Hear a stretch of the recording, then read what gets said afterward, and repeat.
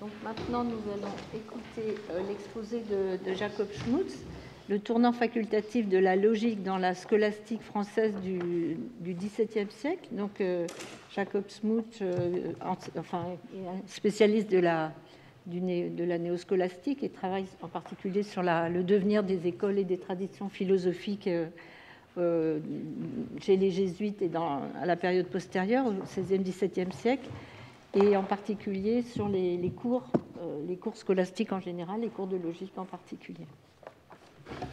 Merci beaucoup pour cette introduction et merci à Julie pour avoir inspiré cette rencontre et aussi même pour l'ordre de passage.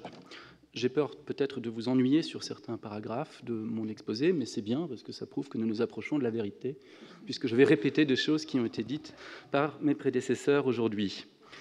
La logique, comme vous l'imaginez, n'est pas sortie indemne des grandes ruptures de la philosophie moderne.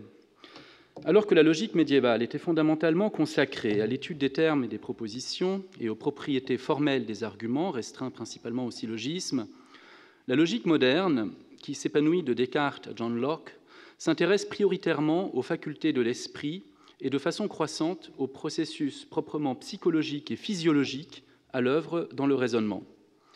Ce tournant a été décrit comme la naissance d'une logique dite facultative, ce qui donne le titre à mon exposé, un terme qui a été mis à l'honneur par l'historien américain de la philosophie de Rutgers, James Boykerode, dans un article classique intitulé « The Natural History of the Understanding » en 1984. Il peut être utile de rappeler les termes dans lesquels Boykerode formulait ce tournant. An understanding of man's cognitive capacities was taken to be fundamental to the development of those elements of logical theory which were retained from tradition. The theoretical task of identifying, discriminating, and analyzing the cognitive faculties and their operations came with this qualification to constitute the discipline of logic, with the appearance of an essay concerning human understanding. The new logic includes much which we are now wont to conceive as epistemology and psychology. Selon cette nouvelle conception, ce sont dès lors, en dernière instance, les lois de la pensée qui dictent les lois de la logique, et non l'inverse, en l'occurrence, les lois de la logique qui dicteraient les lois de la pensée. Nous pourrions résumer cette évolution à travers le schéma suivant.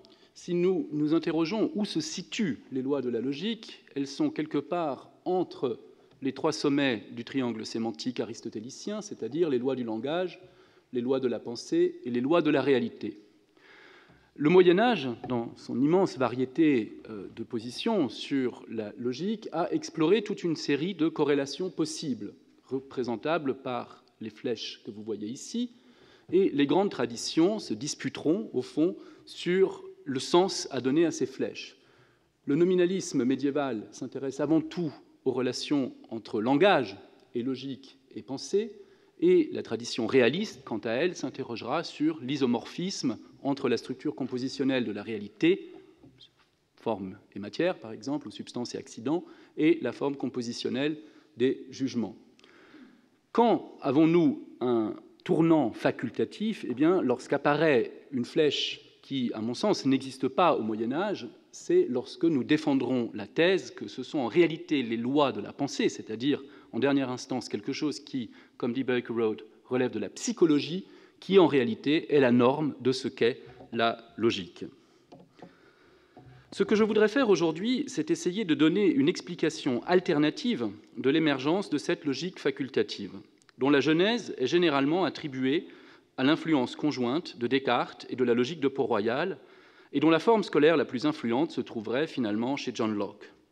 Telle était du moins l'hypothèse de Boykerode, et elle a été reprise et précisée dans une série de monographies importantes, je cite ici les plus importantes, Stephen Gaukroger, Paul Schurman, Hannah Dawson essentiellement, tous consacrés à la logique de tradition cartésienne et lockienne. Marcos Garbi, ici présent, est le seul à avoir proposé à ce jour une explication différente en insistant sur la transformation de la doctrine, transformation renaissante, de la doctrine aristotélicienne des habitus dans les corpus scolastiques modernes. Cette hypothèse me semble pertinente, en particulier pour le contexte allemand, où la hexillogia a effectivement permis d'accomplir ce déplacement de l'objet de la logique vers les facultés de l'âme.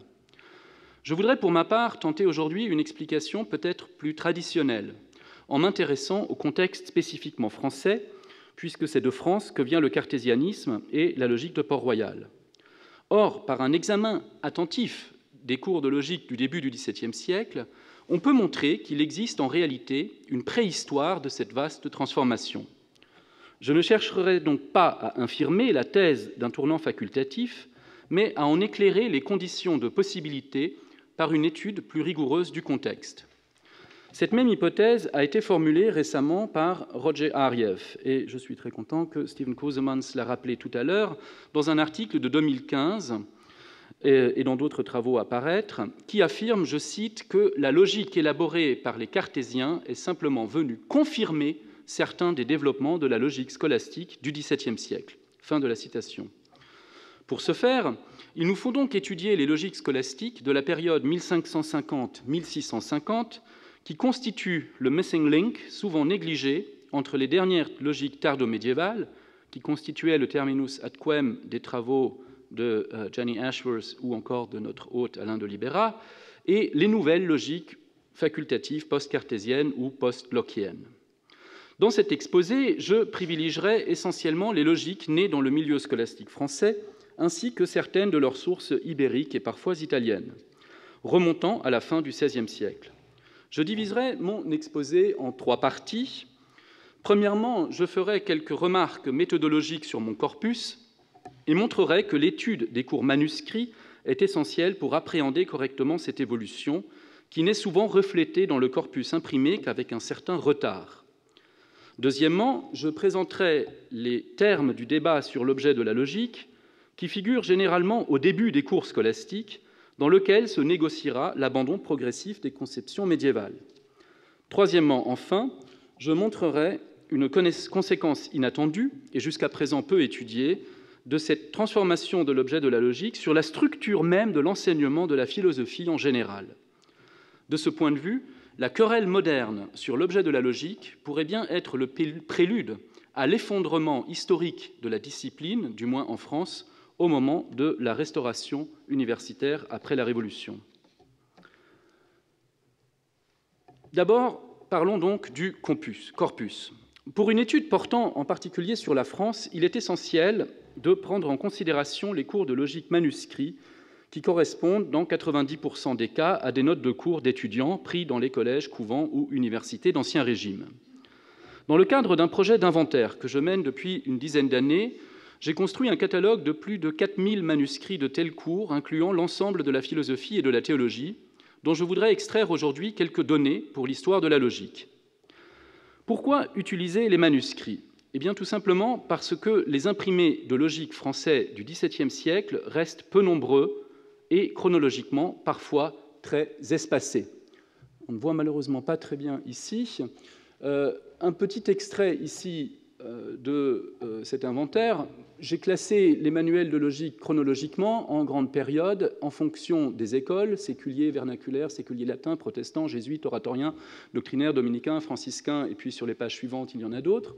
Nous voyons quelques anomalies typiques. Par exemple, chez les jésuites, nous voyons que le premier cours complet de logique apparaît en 1651-1653. Il y en a avant, mais ce ne sont pas des cours français. Donc cela supposerait que les Français n'auraient pas produit de logique. Ils en ont évidemment produites, mais ce sont des logiques manuscrites qui ne sont pourtant pas nécessairement des copies des imprimés espagnols ou italiens. Autre anomalie, par exemple pour les jésuites, une période particulièrement importante pour l'émergence de la logique facultative, pas une seule publication jésuite française à cette époque-là. On pourrait continuer la démonstration. Vous reconnaîtrez évidemment ici un certain nombre de noms, ceux qui sont connus de l'index scolastico-cartésien, les Abra de Raconis, les Abra de Raconis, les Scipion Duplex, les Théophraste de Bouju et bien sûr Eustache de Saint-Paul. Alors, on sait évidemment aussi qu'en France furent utilisés un certain nombre de manuels imprimés venus d'autres pays et je les ai marqués ici en petits caractères. Si nous regardons maintenant la même chose pour les manuscrits, eh bien, ça change. Voilà un exemple de ce que ça donnerait pour les manuscrits. Si je prends simplement les cours de philosophie donc, produits dans les collèges séculiers, par exemple les grands collèges de plein exercice de l'Université de Paris, vous avez en rouge les manuscrits et en noir les imprimés.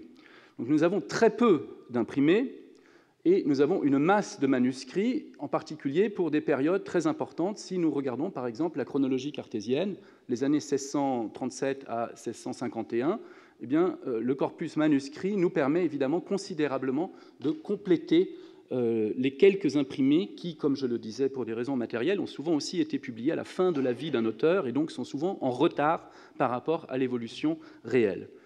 C'est important de prendre cette tradition manuscrite pour l'exemple des jésuites que je vous ai indiqué tout à l'heure. Il n'y a pas de cours imprimés des jésuites avant, par exemple, Garnier 1651, ici à Clermont, au collège de Clermont à Paris.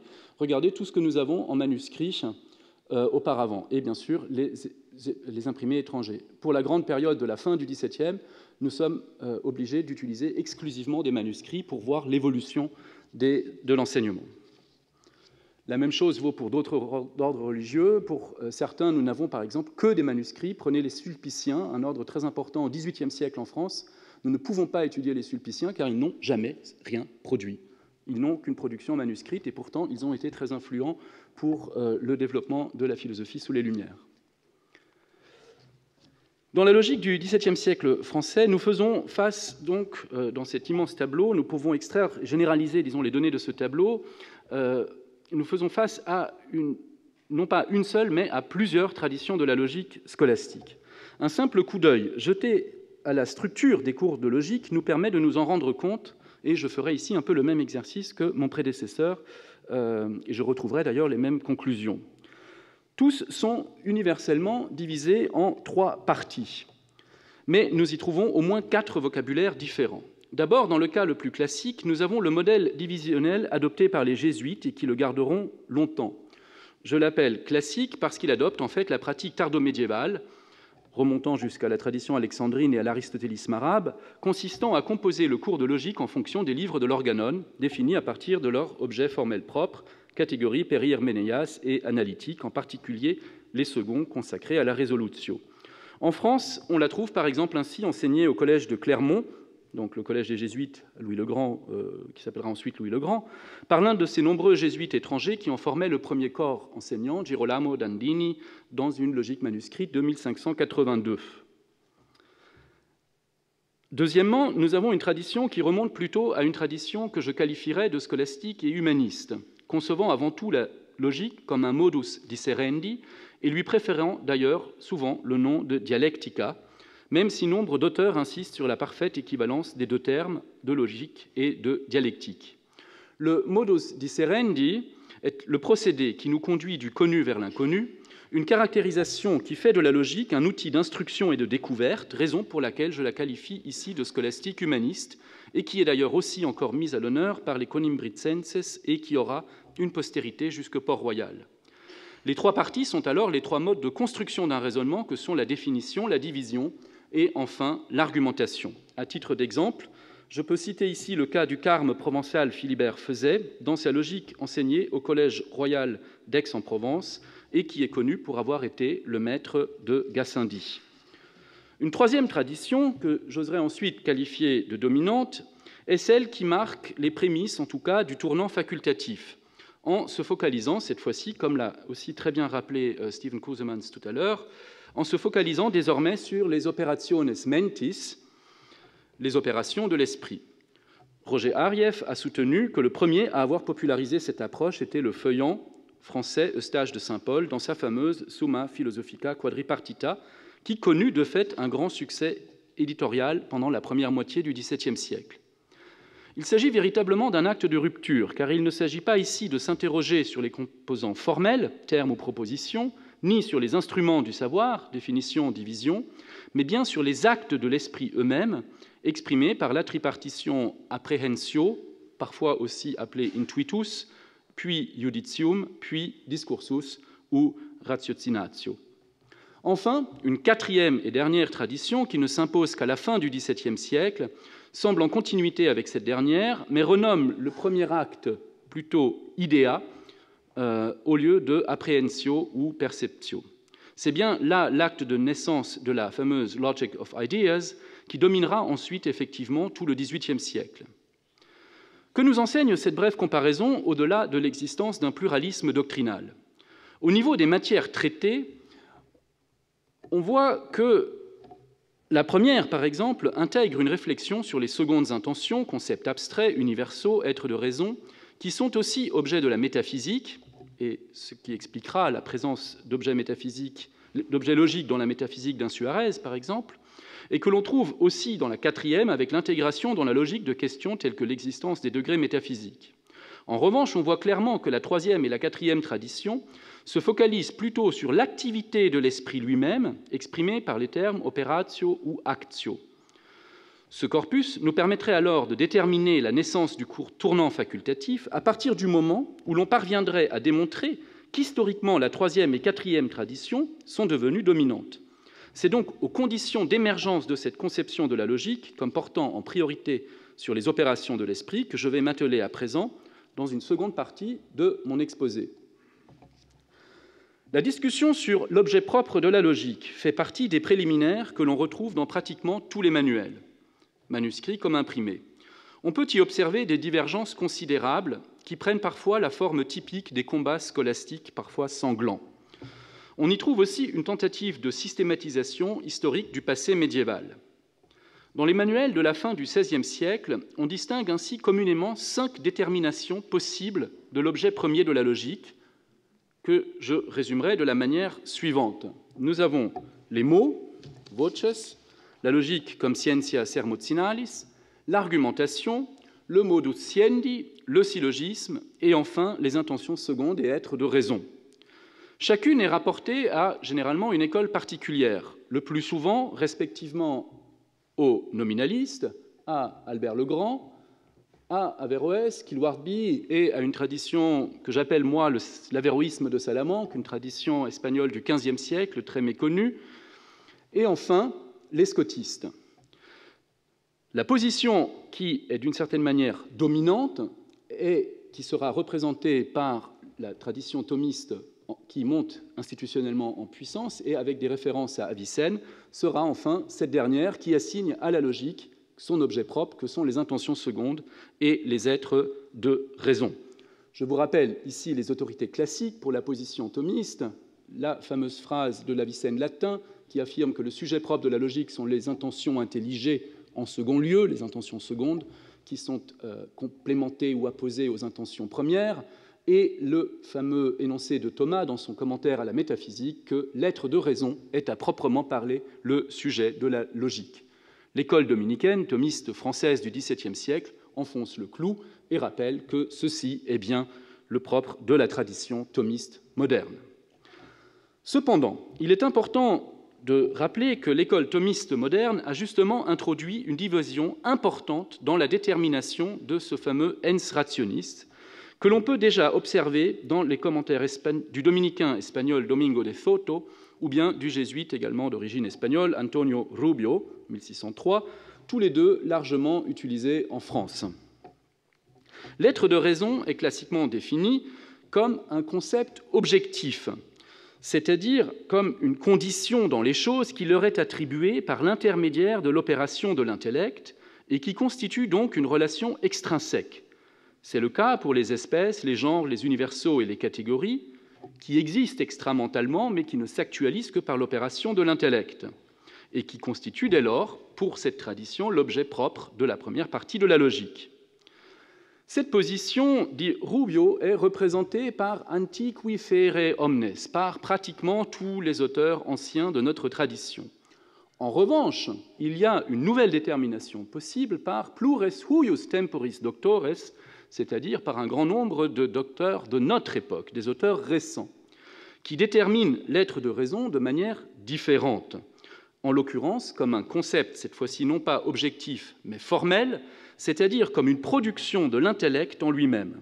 Dans ce cas, pris subjectivement et du point de vue de son effectuation, on peut dire que l'être de raison est un actus rationis ou une operatio intellectus, et non un objet de celui-ci. Parmi ces opérations, on peut alors ranger d'autres objets classiques de la logique qui décrivent l'action de l'intellect, à savoir les définitions, divisions et syllogismes. Laquelle de ces deux déterminations de l'être de raison convient-il de privilégier pour déterminer l'objet propre de la logique? Ici, les auteurs divergent.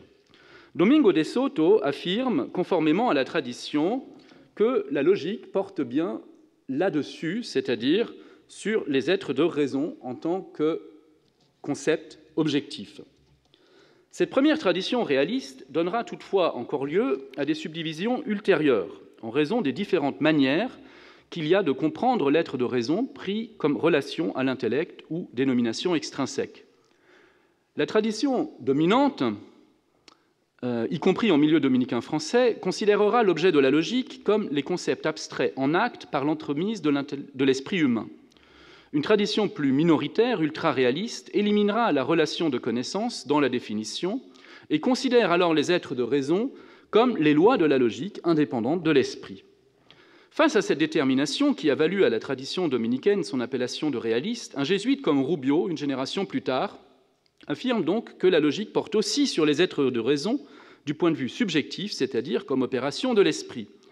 Et là aussi, on pourra distinguer entre deux tendances en fonction de deux manières de comprendre le concept formel, l'acte de l'esprit, tantôt comme identifié parfaitement, comme le firent les nominalistes, à l'acte de la connaissance, tantôt comme une représentation mentale des choses. Je vais supposer à présent que c'est dans cette détermination plus large de l'être de raison, pris à la fois objectivement et subjectivement, que l'on trouve les conditions de possibilité de la naissance du tournant facultatif. Ce dernier sera définitivement accompli à partir du moment où l'on éliminera en fait cette position comme étant une manière erronée de concevoir la logique au profit de cette conception qui poussera évidemment la logique vers le camp de la psychologie. Il est facile de s'en apercevoir si l'on regarde le jugement dans les cours de logique de l'époque à propos de la route à suivre. Domingo de Soto dit très clairement que la logique ne s'intéresse pas à ceci, mais oui à cela. Rubio, en bon jésuite, 50-50, dit qu'on peut s'intéresser aux deux. Mais si l'on regarde les cours de philosophie français de la période 1630-1640 et au-delà, et ici je prends un témoin tardif, l'oratorien ou ex-oratorien Jean-Baptiste Duhamel, il dit « Non, la logique n'a rien à voir avec ça, la logique, ce n'est que ça ».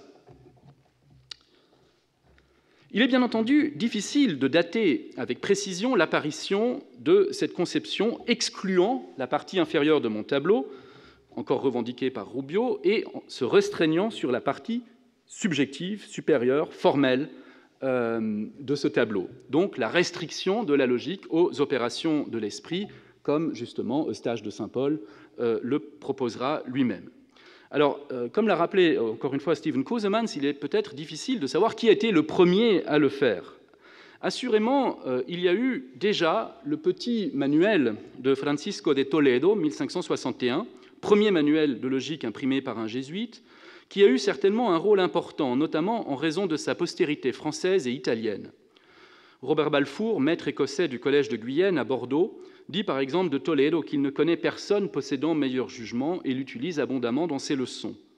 Toledo affirme, contrairement à son maître Soto, que l'objet prochain de la logique sont bien les operationes mentis. Le dominicain italien Ludovico Carbo, qui compose des Adimenta à Toledo, essaye de justifier la même thèse en s'appuyant évidemment sur l'autorité de Thomas d'Aquin et les quelques textes où Thomas parle justement de l'actus rationis comme étant l'une des parties égales de la logique, en plus des êtres de raison eux-mêmes pris en eux-mêmes. Dans le milieu scolaire parisien, bien avant la publication du cours d'Eustache de Saint-Paul, qui consacre aussi cette conception, on trouve en réalité un certain nombre de logiques enseignées très explicitement selon ce même programme. Par exemple, celui d'un certain Guillaume Mouret, dicté au Collège des Grassins en 1594, et conservé dans un manuscrit bordelais. Mouret explique que la logique porte sur les actiones, operationes mentis, et emploie même le terme, probablement issu de la tradition médicale et peu utilisé jusqu'alors, des functiones mentis. Je voudrais d'ailleurs profiter de l'occasion de ce colloque pour lancer un appel à l'aide et vous demander d'où vient exactement ce vocabulaire latin de la functio mentis qui se propagera ensuite, en particulier dans la seconde moitié du XVIIe siècle. L'assignation des 3 operationes mentis comme objet propre de la logique est alors progressivement un lieu commun scolaire en France que l'on retrouve chez une multitude d'auteurs, principalement issus de la scolastique séculière. Mais elle finit également par gagner plusieurs écoles régulières, en particulier les jésuites. Seuls les dominicains résistent. Le maître de toute une génération, Antoine Goudin, encore très influent dans la néoscolastique réaliste du XIXe siècle, attaque ainsi dûment la sententia quorundam recentiorum qui tenentes mentis operationes esse objectum logicae et leur oppose la doctrine orthodoxe de l'ens rationis indépendant de l'esprit en soi et connaissable pour nous. Pierre de Saint-Joseph, 1651, le successeur de Eustache de Saint-Paul chez les feuillants parisiens, a proposé une belle analogie pour résumer ce débat. La logique étant un art, il en va dans la détermination de son objet comme de la peinture. Il faut en premier lieu s'intéresser à l'action du peintre, qui correspond, pour la logique, aux opérations de l'esprit. Ceux qui estiment que l'objet de la logique serait le modus sciendi, tradition humaniste toujours vivante, confondent l'objet et l'instrument, ce qui est aussi absurde que d'affirmer que l'objet de la peinture serait le pinceau. 10 ans plus tard, la logique de Port-Royal allait exprimer une idée très similaire dans les termes bien connus suivants. C'est la définition célèbre. La logique est l'art de bien conduire sa raison dans la connaissance des choses, tant pour s'instruire soi-même que pour en instruire les autres. Cet art consiste dans les réflexions que les hommes ont sur les 4 principales opérations de l'esprit. Nous retrouvons le vocabulaire concevoir, juger, raisonner et ordonner, 4e partie sur laquelle je ne reviens pas ici. La logique n'est alors plus une réflexion sur les êtres de raison ou les secondes intentions, mais aura pour effet, comme le dit encore la logique de Port-Royal dans la 3e détermination ici, de mieux connaître la nature de notre esprit par les réflexions que nous faisons sur ses actions. La logique entre progressivement dans le champ de la psychologie. Jean-Baptiste Duhamel, ex-oratorien et premier secrétaire de l'Académie des sciences, résume admirablement cette évolution dans la logique de sa propre Philosophia Burgundica. L'objet et la fin de la logique n'est pas à chercher dans les choses connues, comme le veulent les thomistes, mais dans les actes eux-mêmes de l'esprit, dont la logique étudie la formation et le perfectionnement, au même titre que la philosophie morale perfectionne et dirige les actes de la volonté. Nous pouvons à présent résumer les acquis de ce débat sur l'objet de la logique qui traverse la scolastique française du XVIIe siècle. Nous voyons dans le tableau suivant que la tripartition, au fond, est conservée à travers tout l'Ancien Régime, la présentation d'un cours de logique en 3 parties, à laquelle se rajoute, je le reconnais, la question de la méthode, surtout dans la seconde moitié du XVIIe siècle.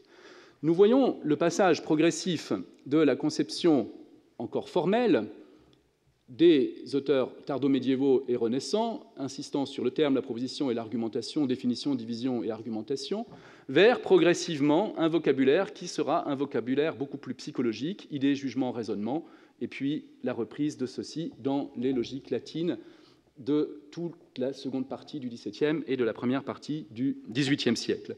Globalement, nous voyons un passage de l'intérêt tardo-médiéval pour la forme logique vers l'intérêt spécifiquement moderne sur les processus mentaux et psychiques.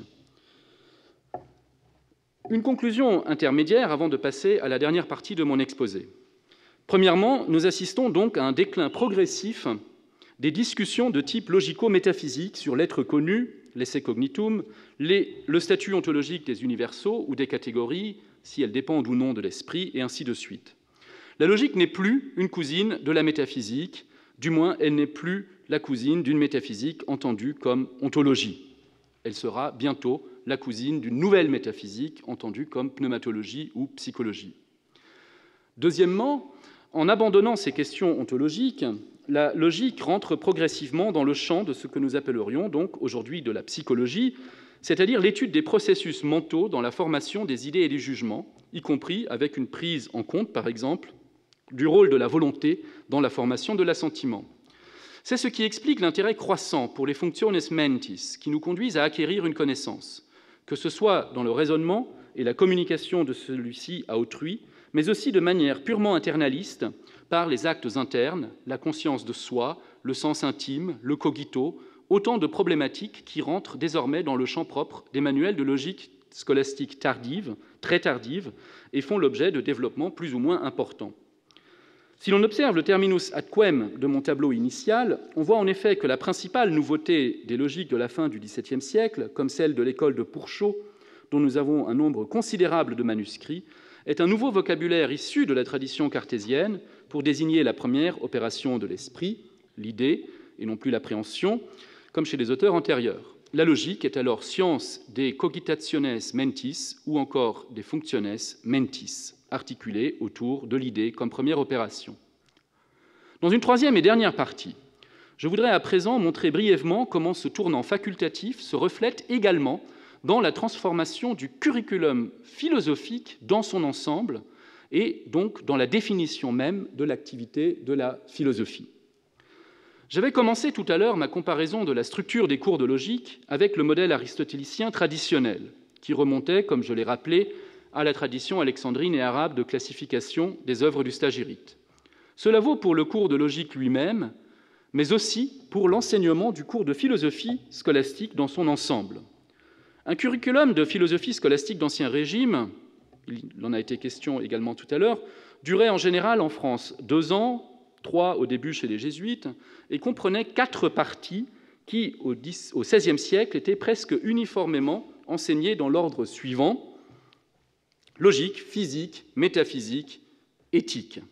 Cet ordre classique se fondait sur la distinction entre sciences spéculatives et sciences pratiques, livre 6 de la métaphysique d'Aristote, les premières étant antérieures aux secondes car leur objet est plus universel et éloigné des sens.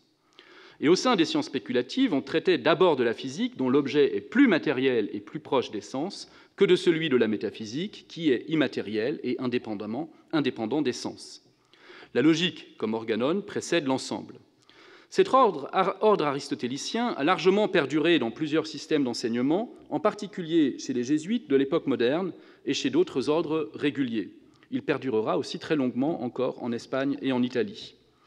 Il a toutefois été modifié subtilement en intervertissant parfois éthique et métaphysique, par exemple chez le dominicain Goudin. Mais ce n'est pas important pour nous ici. Je voudrais soumettre ici l'hypothèse que la première modification substantielle de cet ordre pluriséculaire d'enseignement se produit justement pour la première fois en France au début du XVIIe siècle et seulement plus tardivement dans d'autres contextes scolastiques, en tout cas dans les pays catholiques, et que ceci est bien lié à la nouvelle conception des operationes mentis comme objet de la logique. À partir du début du XVIIe siècle, on voit apparaître un ordre qui fait commencer le cours par un premier couple que sont la logique et l'éthique, cette fois-ci, suivi par un deuxième couple composé de la physique et de la métaphysique. Le critère de distinction ici n'est plus aristotélicien, mais je le qualifierais de néo-stoïcien, car systématiquement fondé sur la distinction entre ce qui dépend de nous et ce qui n'en dépend pas, ta f hemin, ta uk f emin. Or, cela n'était justement pas possible dans la conception objective traditionnelle de la logique, puisque si les intentions secondes dépendent certainement de notre opération intellective pour être connues, leur contenu conceptuel ne s'épuise pas dans leur être connu. En revanche, si l'on adopte une conception facultative de la logique, alors les actes de l'esprit sont bien, au même titre que les actes de la volonté, dépendant de nous. C'est assurément l'une des originalités du cours de stage de Saint-Paul que d'avoir été l'un des premiers à proposer un tel ordre et à le justifier dans des termes très néo-stoïciens, en continuité avec ce puissant mouvement stoïcien qui existait en France au XVIe siècle. Eustache écrit « Les actions de l'esprit, en tant qu'elles peuvent être dirigées en vue de la connaissance du vrai, conformément au meilleur mode de connaissance, sont le sujet de la dialectique. De la même manière, les actions de la volonté, en tant qu'elles peuvent être dirigées en vue de la meilleure fin de la vie, conformément au jugement de la droite raison. » Cette classification est adoptée par une grande quantité d'auteurs français du XVIIe siècle, parmi lesquels on trouve justement tous ceux qui défendent la conception facultative de la logique, surtout dans le milieu des collèges de plein exercice parisiens ou bordelais. Comme le révèlent de nombreux cours manuscrits des années 1620 à 1640, je pourrais citer ici ceux de Sébastien Saint-Martin au Collège de Navarre ou de Jacques Desperriers au Collège de Lisieux en 1648. Ce dernier fut le maître de Pierre Cali, qui explique dans ses manuels que la philosophie est désormais recensoriibus hoc ordine vulgo tractate, c'est-à-dire que les auteurs récents ont désormais adopté cette nouvelle manière de traiter de la philosophie. L'expression logique facultative, proposée naguère par Beukerode, trouve ici vraiment tout son sens, puisque le jésuite normand Pierre Gautruche, autre adepte de cette nouvelle division, fait précéder ses premières parties, consacrées à la logique et à l'éthique, d'une brève introduction sur les facultés et opérations de l'âme. Enfin, il n'est guère surprenant que le jeune Antoine Arnauld adopte également cet ordre dans ses thèses du Collège du Mans en 1641. Une troisième modification de l'ordre traditionnel intervient alors principalement dans la seconde moitié du XVIIe siècle et prend acte de la disparition des objets de la métaphysique traditionnelle dont j'ai parlé plus haut. C'est désormais la métaphysique qui s'insère entre la logique et l'éthique comme une sorte d'appendice à la logique. Metaphysica nostra, que est veluti supplementum quodam logicae, écrit Pierre de Saint-Joseph, l'un des premiers à populariser cette classification dans un manuel imprimé. Des arguments de nature plus précisément cognitive et épistémologique vont être avancés à la fin du siècle, et cela est peut-être bien le propre du cercle qui se constitue autour de Edmond Pourchot ou de Guillaume d'Agoumer, qui consacre définitivement un tournant mentaliste et psychologiste de la métaphysique et de la logique. C'est précisément parce que la métaphysique ne traite plus d'entités abstraites en soi, mais seulement des premières notions et idées des choses, qu'il faut désormais l'intégrer comme un supplément à la logique et en faire finalement la première partie commune du cours, logique et métaphysique confondus. Cette pratique finit par se généraliser quasiment totalement dans l'enseignement français du XVIIIe siècle, presque toutes écoles confondues, que ce soit dans les collèges de plein exercice comme dans les séminaires, et même les jésuites et les autres ordres religieux finiront par l'adopter. Plus radical, enfin, il y a une quatrième et dernière façon d'ordonner le corpus, faire tout commencer par la métaphysique, considérée comme la racine de toutes les sciences, selon une image que vous connaissez bien, qui remonte à Bacon. Mais cette métaphysique est évidemment une métaphysique totalement redéfinie, non plus comme une science de l'être en tant qu'être et de ses propriétés, mais comme une science de la connaissance de notre âme. Cette suppression de la logique au profit d'une sorte de métaphysique générale s'accomplit dans une série de productions éditoriales, notamment chez le premier cartésien Jacques Durour, dans son abrégé de la vraie philosophie, qui fonde sa division de la philosophie sur une distinction des habitus de l'esprit. Elle ne semble toutefois pas avoir été beaucoup enseignée en ce sens dans les collèges, même si durant la seconde moitié du XVIIIe siècle, donc quelques décennies avant la Révolution, de plus en plus de voix se font entendre pour défendre une telle réorganisation du corpus philosophique. J'en viens à ma conclusion. L'effet des réorganisations successives du curriculum philosophique dans les collèges d'Ancien Régime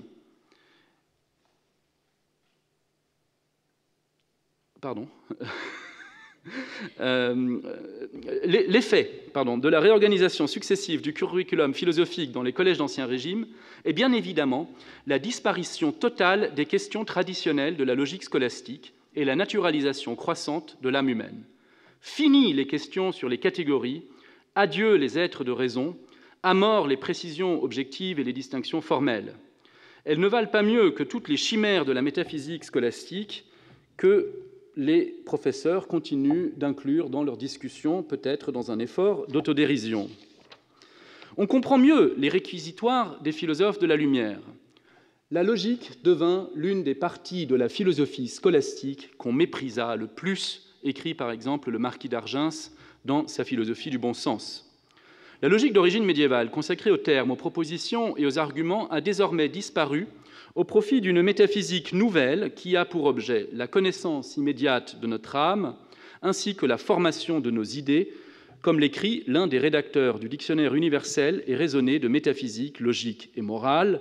Je vous prie de bien noter l'ordre du titre. L'opérateur de cette transformation, comme j'ai tenté de le montrer, a été la réduction progressive de la logique à une étude des opérations de l'esprit. Cette histoire est une histoire très spécifiquement française, car il n'existe sans doute aucun autre pays d'Europe où l'effondrement de l'enseignement de la logique au sens traditionnel aura été aussi total. Les encyclopédistes recommandaient de l'achever. Il y a plus à retrancher dans la logique qu'on ne saurait y ajouter, écrit Louis de Jaucourt, le rédacteur de l'article Études de l'encyclopédie de Diderot. Le coup de grâce sera donné avec la loi de 1791 supprimant les collèges et universités d'Ancien Régime, dans lesquels les derniers pourchottistes faisaient encore survivre quelques questions sur le statut ontologique des universaux ou des catégories comme objet de nos cogitations. Sous la Restauration, le principal souci des réformateurs de l'enseignement sera d'éviter la résurrection des chimères scolastiques, et on se gardera bien de restaurer un enseignement de la logique. Je voudrais, à ce titre, donner le mot de la fin de mon histoire à un réformateur aujourd'hui largement oublié, Georges Gabriel Mauger, qui écrit en 1818 un rapport intitulé « Vue sur l'enseignement de la philosophie », dans lequel on peut lire la chose suivante. Il conviendrait, pour la distribution des matières, de suivre la division ancienne en logique, métaphysique et morale, avec un seul changement, qui consiste à placer la métaphysique avant la logique, c'est-à-dire l'étude des facultés de l'âme avant la science qui nous apprend à diriger ces facultés. Cette disposition des parties du cours avait été entrevue dans l'ancienne Université de Paris. Mauger était bien informé. En effet, comme on l'a vu, le tournant facultatif avait permis cette identification progressive entre la logique et la métaphysique, cette dernière définie désormais comme une science des facultés de l'âme et la logique comme simplement la manière de faire travailler ces facultés. Et il ajoute, Mauger toujours, que la logique elle-même ne peut se comprendre sans une étude des facultés, c'est-à-dire qu'elle se réduit ultimement à un abrégé de psychologie. Enfin, si l'on veut examiner les meilleurs traités de logique, on verra qu'ils ne sont intelligibles que parce qu'ils contiennent comme préliminaire des notions élémentaires sur les opérations et les facultés de l'âme, c'est-à-dire un abrégé de psychologie. C'est sous cette forme que sera restauré en France l'enseignement de la philosophie au XIXe siècle. Vous comprenez sans doute maintenant pourquoi l'une des plus vénérables revues philosophiques de notre pays s'intitule « La revue de métaphysique et de morale ». Il n'y a plus de logique dans son titre. Et cela explique aussi encore pourquoi, dans Ma chère Sorbonne, on trouvera des chaires de métaphysique et de psychologie et les manuels correspondants, comme ceux, certes bien oubliés aujourd'hui, de Paul Janet, Jules Lachelier ou encore, hommage à la période suisse d'Alain de Libérat, du Genevois Théodore Flournoy, qui pousse l'étude des opérations de l'esprit jusqu'aux limites du spiritisme et de la parapsychologie. Et cela explique enfin encore pourquoi, aujourd'hui, dans mon université, un étudiant peut obtenir une maîtrise de philosophie en 5 ans avec, pour tout, 30 heures de logique obligatoire en première année. Il y en a plus potentiellement, mais ce sont des options. Arrivé à ce point de mon exposé, Thomas d'Aquin doit certainement se retourner dans sa tombe, s'il songeait un instant que la lente dérive de la logique vers la psychologie a largement été faite en son nom par ses interprètes du XVIIe siècle. La destruction de la logique est ainsi définitivement achevée en France, et elle ne pourra revenir que par le détour de l'étranger ou par la voie du médiévisme philosophique qui nous réunit aujourd'hui. Je vous remercie.